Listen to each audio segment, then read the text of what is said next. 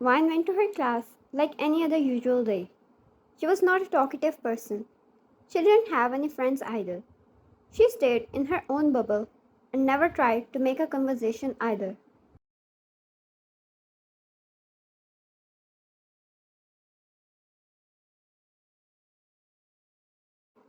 But it never meant she was not a nice person. If you ever ended up in a group work with her, you would know she was one sweet and cute person.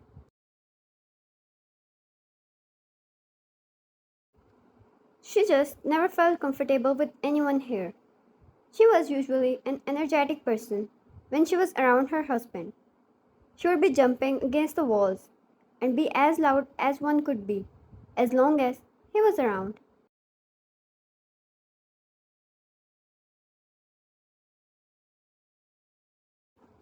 He would never judge her, and she knew she was always safe in his presence. She focused on the professor throughout the whole lecture, taking her studies seriously, and when the class was over, she was going to pick up her things. She slid her hand inside the table in case she left anything, and found a few crumbled papers.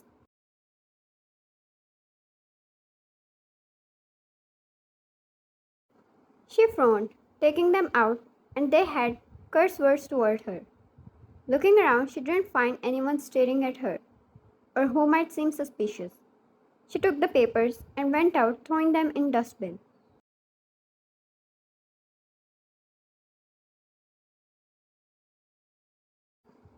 She took another class, and it was break time when she was going to the garden. But suddenly someone pulled her in an unknown room with a strong force.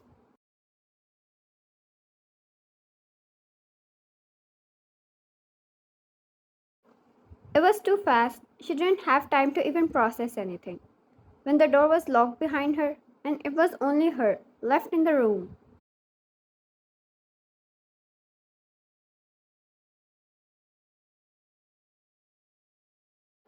Wine.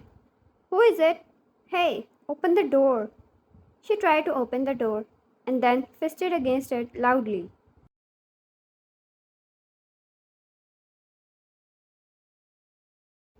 Wine. Open the door, I said. Anyone? She groaned out of frustration. Whoever it was and thought it was a good prank, it was not. It was one sick joke.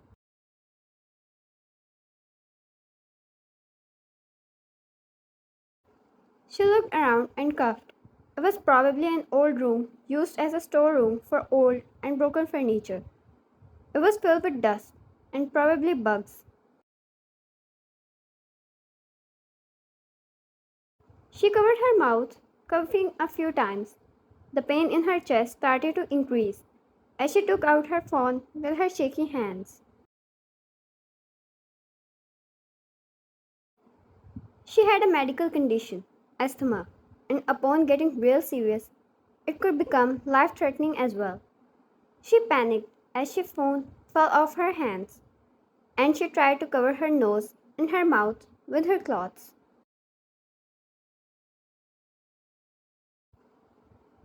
Falling down on her knees, she grabbed the phone again. The pain started getting serious, sharp, stabbing pain, and her breathing got so low.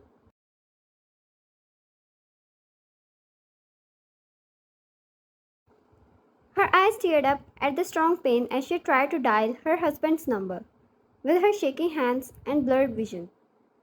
It was not even more frustrating when she kept pressing the wrong digit in between.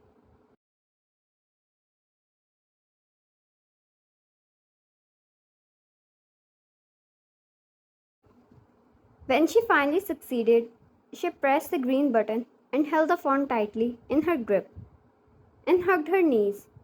The cloth pressed against her mouth and she wished she could stop her breathing for some time because it got so painful.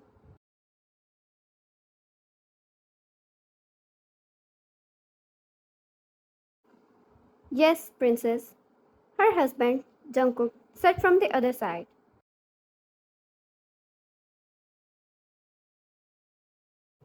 As soon as she tried to speak, she couldn't utter a word. She only coughed and cuffed, and it was enough for Jungkook to understand what was happening here.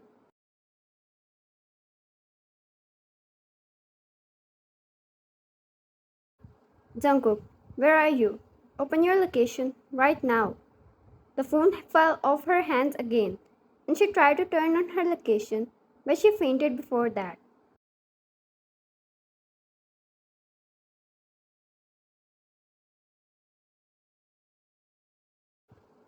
Jungkook was yelling her name from the other side, but she was long gone to respond to any of that.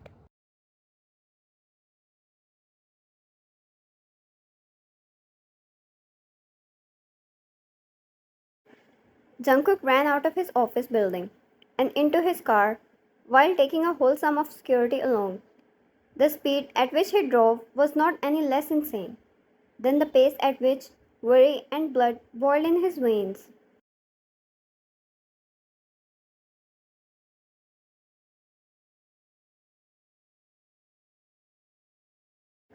He stopped the car in front of her campus building, and a whole row of black SUVs following, gaining attention of everyone present there.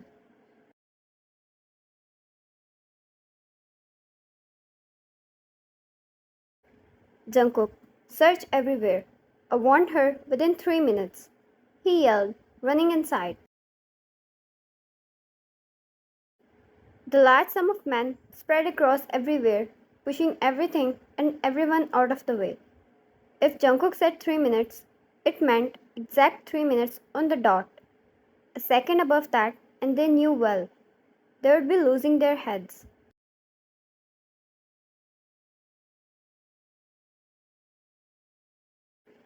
All the students were pushed out of the way, not like any of them dared to move or fight back either. Seeing the amount of army spreading in, it didn't look any less than a terrorist invasion.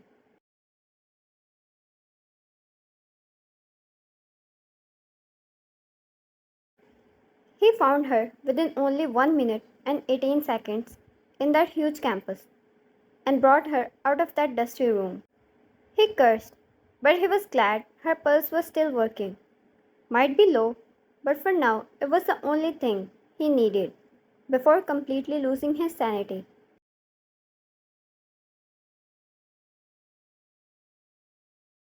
Zanku kissed her cheek and ran outside, getting her in the car and got her to the hospital at the exact same insane speed he drove here.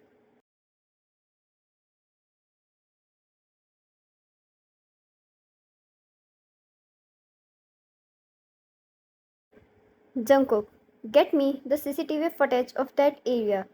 She was locked in there.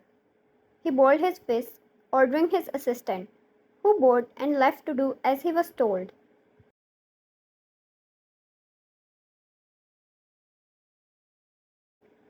He didn't need to be told twice the whole order in detail. Get the CCTV footage, watch it, get whoever was behind it, and bring them to me.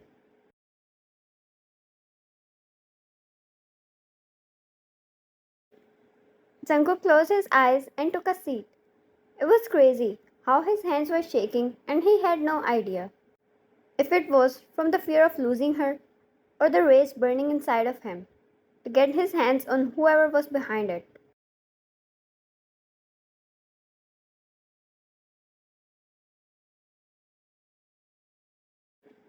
They called hell upon themselves. This is all he knew for now.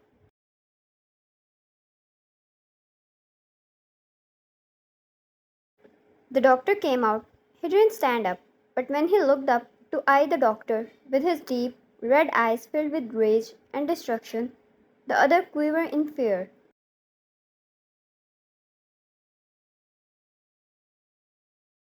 Jungkook, tell me a good news, doctor, before I turn this place into a graveyard.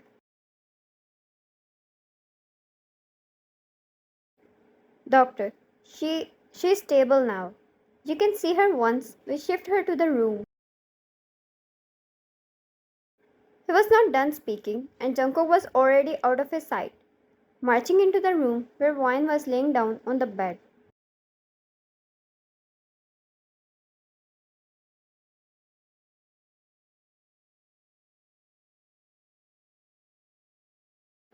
She fluttered open her eyes weakly, and he halted in his steps, all of his anger washing off.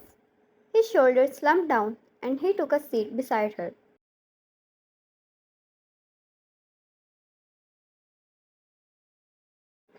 She didn't need to know what kind of havoc he wreaked outside while she was asleep.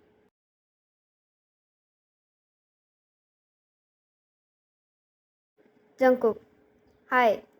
He held her hand and brushed his fingers through her hair.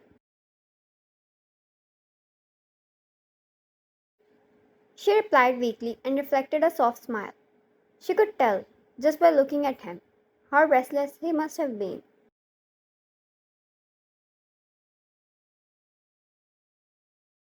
Jungkook, you're okay. Completely okay. He kissed her forehead and then her hands. She didn't know if he was comforting her or himself. Wine, but you're not.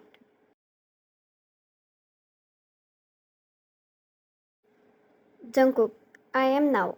All fine. We got your favorite concert tickets. For both of us. She chuckled weakly and poured his nose. He was not agreeing to that such crowded place. It was actually so cute of him letting her do it now. Wine. Shall I get more attacks every time you don't let me do something? The look he gave her was enough to make anyone dig their graves, but she only laughed, followed by a cough. Wine. I was kidding. You already spoil me enough. Sometimes I can't handle it.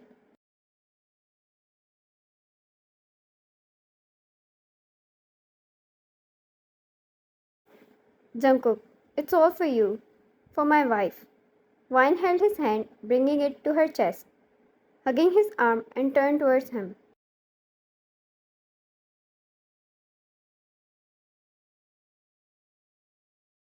Wine, I am sleepy.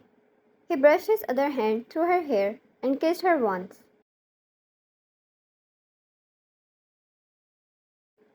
Jungkook, I am here. Sleep for a while, and when you wake up, I'll make sure you'll be in your bed.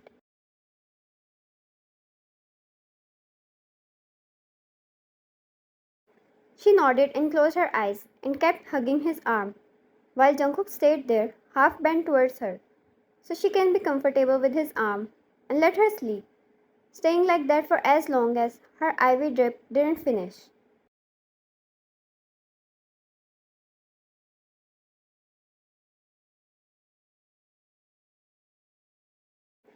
When she was done, Jungkook brought her home, tugging her in her sheets. She was deep asleep due to the effect of medicines.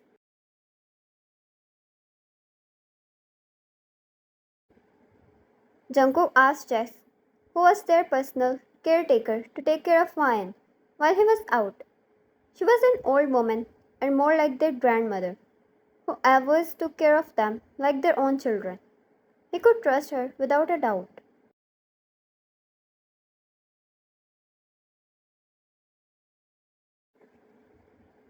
He met those students who were involved in such act. According to them, they were just messing around. No one knew Ryan well because she never really talked to anyone well. No one had any idea who was behind her back.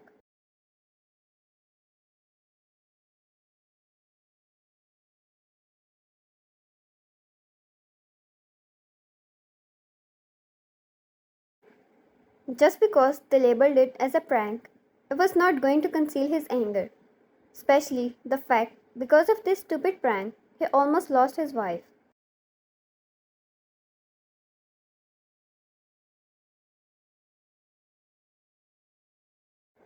Jungkook ordered his men to lock them up in a dungeon, the place where most miserable of the people would be locked up. It was a deep, scary place with no source of light,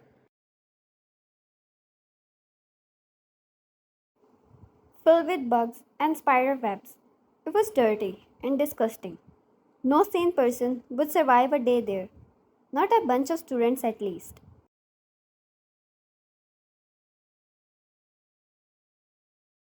But that was the only place where they would be safe from Jungkook's anger and torment. He swore if they landed in his hands, he was going to torture them in the worst way possible.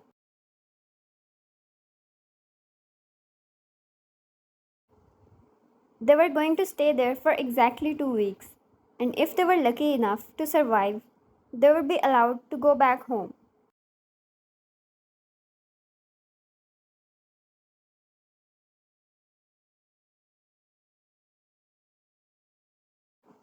He couldn't be more merciful than this.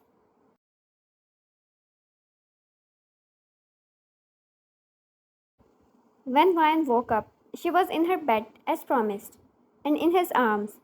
He was right beside her, his embrace keeping her warm, and his eyes admiring her, for who knows how long.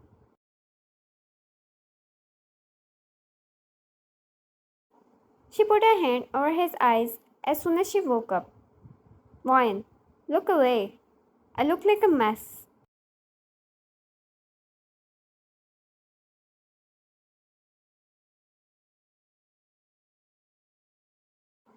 Jungkook, that's a crime. Calling such beauty a mess.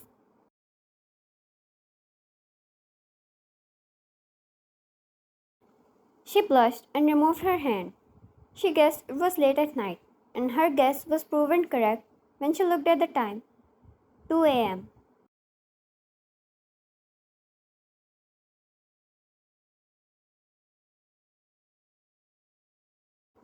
Ryan, why didn't you sleep?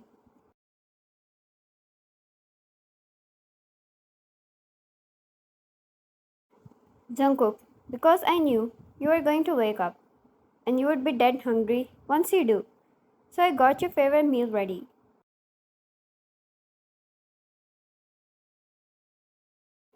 He helped her sit up and she kissed his cheek once. He brought the food and she ate up nice and well, feeling much better.